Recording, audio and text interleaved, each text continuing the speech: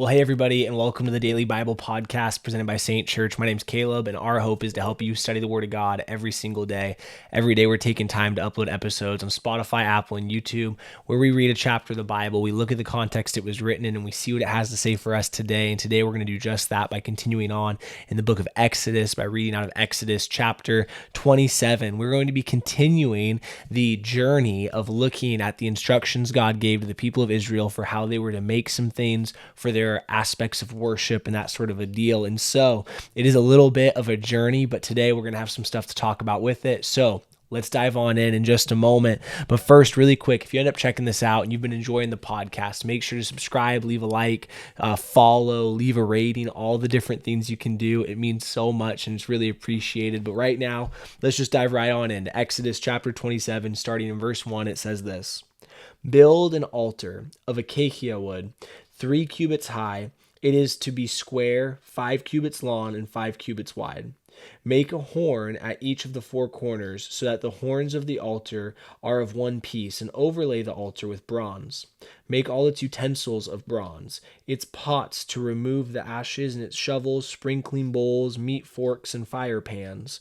Make a grating for it, a bronze network, and make a bronze ring at each of the 4 corners of the network. Put it under the ledge of the altar so that it is halfway up the altar.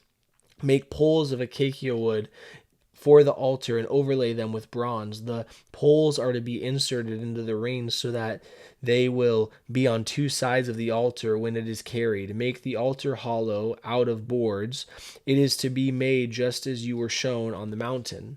Make a courtyard for the tabernacle. The south side shall be 100 cubits long, and it is to have curtains of finely twisted linen, with 20 posts and 20 bronze bases, and with silver hooks and bands on the posts. The north side shall be 100 cubits long, and it is to have curtains with 20 posts and 20 bronze braces, and with silver hooks and bands on the posts.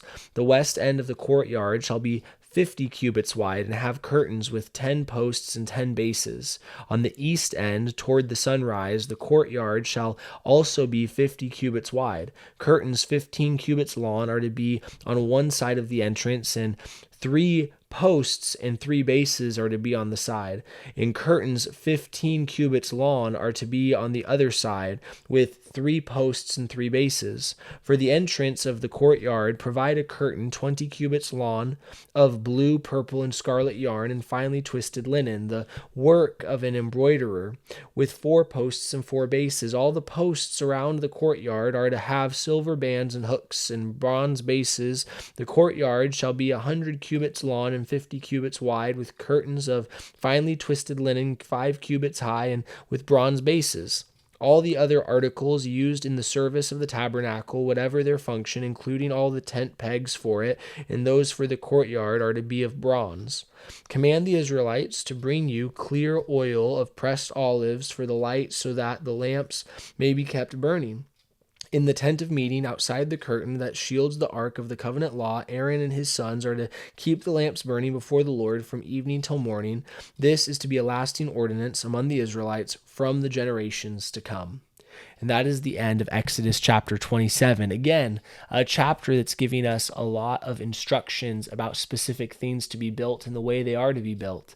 And something today that I actually want us to reflect on really quick, because really in some ways it could be the same thing that we've talked about the last couple of days, but something I want to point out for us in our context is that as we look to the Israelites and we look to God's instructions for the Israelites for how they are to worship, but also how they are to set up all these various things, we see that God had an intentionality in what he was doing. It was helping the surrounding peoples and nations even see that they worship in a different way, that God is set apart from just the standard practices and ways things would be. There was an understanding in this culture and at this time of altars and sacrifices and all those things. So God looks and says, people will even see where you worship me and see that it's different.